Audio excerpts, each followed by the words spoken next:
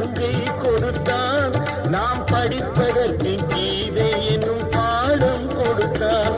நாம் படிப்பதற்கு கீதை என்னும் பாடம் கொடுத்தான்.